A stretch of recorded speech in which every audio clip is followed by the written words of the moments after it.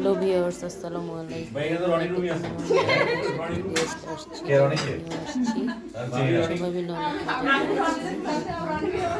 অনেক কিছু আমার মা রান্না করেছে।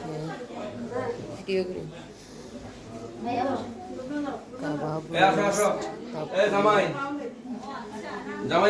সালাদ, চাইনিজ সবজি,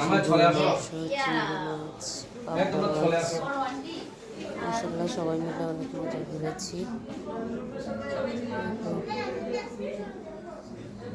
থ্যাংক ইউ, আল্লাহ হাফেজ।